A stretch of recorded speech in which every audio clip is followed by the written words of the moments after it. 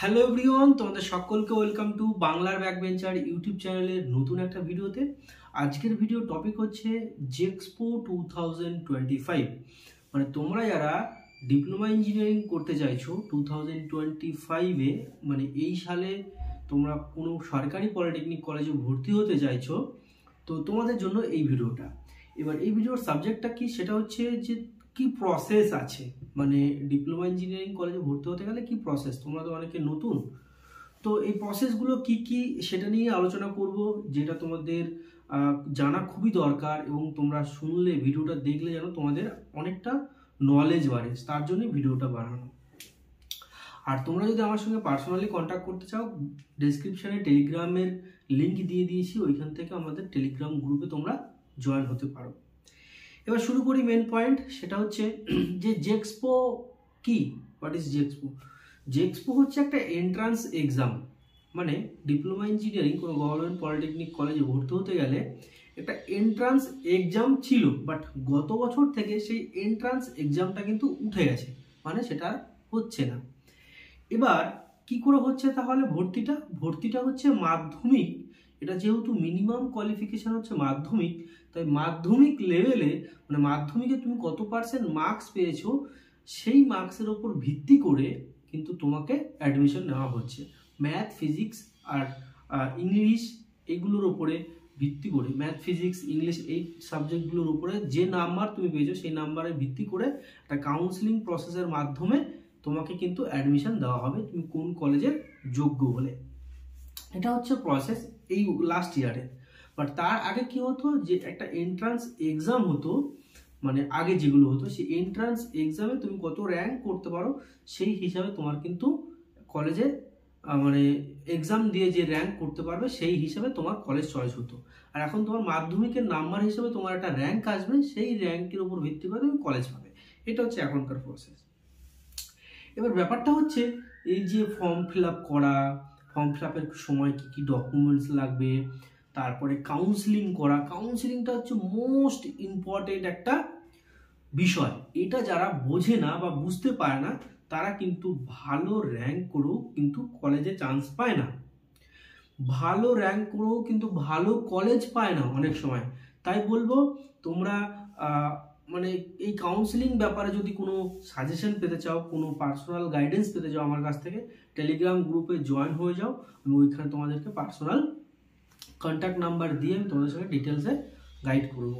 এবার ব্যাপারটা হচ্ছে এই যে প্রসেসগুলো, তারপরে তোমার আছে ধরো অনেক কোঠা আছে, মানে কেউ এসসি, এসটি বা কেউ ওবিসি, এইসব যে কোঠাগুলো আছে, তারপরে টিডাব্লিউএস, টিএফডাব্লিউ কোঠা, ঠিক আছে, ল্যান্ড ক্লোজার কোঠা, এইসব অনেক অনেক কোঠা আছে। এগুলো বুঝতে হবে, এগুলো বুঝলে তোমরা ভালো কলেজ পাওয়ার সম্ভাবনাটা কিন্তু তোমাদের বেড়ে যাবে, ঠিক আছে।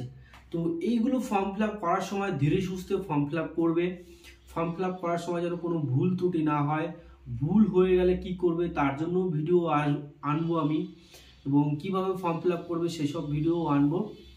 তবে একটা কথাই তোমাদের বলবো, যে তাড়াহুড়া করবে না, মানে কোনো ফর্ম ফিল আপ করতে গিয়ে তাড়াহুড়া করা বা রেজিস্ট্রেশন করতে গিয়ে তাড়াহুড়া করা, এই তাড়াহুড়া করতে গিয়ে কিন্তু ভুল ভ্রান্তিগুলো হয়, ঠিক আছে। আমি এই লাইনে, এই ইউটিউব লাইনে 2 বছর ধরে আছি, মানে গাইডেন্স হিসাবে তোমাদের গাইড করার জন্য 2 বছর ধরে আমি গাইড করছি। এবং আমি নিজে 2019-এ ডিপ্লোমা ইঞ্জিনিয়ারিং পাস করেছি, তারপরে বিটেক করেছি, এখন জব করছি, 4-5 বছর হলো জব করছি।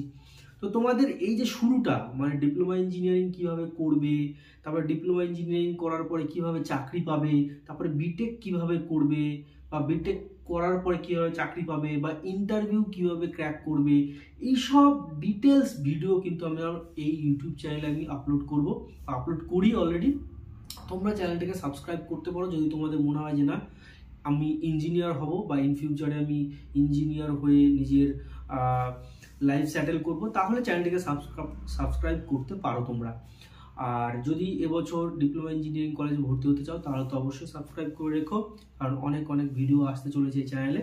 এবং তোমাদের যদি কোনো ডাউট থাকে, কোনো কোশ্চেন থাকে যে দাদা এটা বুঝতে পারছি না, এক্সাম হবে কি না, তবে হ্যাঁ এক্সাম হবে কি না সেটা যদি বলি, তাহলে গত বছর এক্সাম হয়নি, এবছর এক্সাম হবে কিনা সেটা যদি বলি, যে আমার মন বলছে যে এবছর এক্সাম হবে না, না হওয়ার চান্সটাই বেশি, বাট নট শিওর। ঠিক আছে, এক্সাম হবে কিনা সেটা কনফার্ম বলতে পারছি না, বাট না হওয়ার সম্ভাবনাটাই বেশি, কারণ একটা এক্সাম অ্যারেঞ্জ করাটা অনেক বড় একটা ব্যাপার। গত বছরও হয়নি, বাট গত বছর কিন্তু করোনা কিছু ছিল না, নর্মালিও সেটাও হয়নি। তো আই থিঙ্ক এবছর না হওয়ার চান্সটাই বেশি। যদি হয় বা কোনো আপডেট আসে যে এক্সাম হবে বা এক্সাম হবে না, যদি এরকম কোনো কনফার্মেশন পাই আমি বোর্ড থেকে, তাহলে অবশ্যই তোমাদেরকে জানাবো।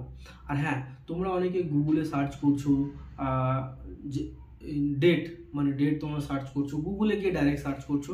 দেখো, গুগলে গিয়ে ডাইরেক্ট সার্চ করার কোনো দরকার নেই। আমাদের যে ওয়েবসাইট আছে, মানে টেকনিক্যাল বোর্ডের যে ওয়েবসাইট, সেই দুটো ওয়েবসাইটে আমরা অনেক সময় নোটিশ দেখি। একটা হচ্ছে WBSC TV, আর একটা হচ্ছে WBSC TV ESD। হ্যাঁ, এই দুটো ওয়েবসাইট আর নর্মালি দেখবে যে গভর্নমেন্টের ওয়েবসাইট দেখবে .in বা .gov এরকম থাকবে। তোমরা ডাইরেক্ট গুগলে গিয়ে সার্চ করবে না। WBSC TE একটা ওয়েবসাইট, আর একটা ওয়েবসাইট WBSC TV ESD, এই দুটো ওয়েবসাইটে তোমরা সার্চ করবে, দেখবে সবসময় ওইখানে রিসেন্ট আপডেটগুলো পাওয়া যায়, মানে একদম বোর্ড থেকে আসে। তো যদি কোনো ডাউট থাকে, কোনো কোশ্চেন থাকে, অবশ্যই কমেন্ট বক্সে জানাবে, আমি তোমাদের রিপ্লাইয়ের মাধ্যমে জানিয়ে দেবো। তো ভিডিওটা ভালো লাগলে একটা লাইক করে দিও। ভিডিওটা এখানেই শেষ করছি। ভালো থেকো, সুস্থ থেকো এবং নিজের ফ্যামিলিকে নিয়ে হ্যাপি থেকো। Thank you.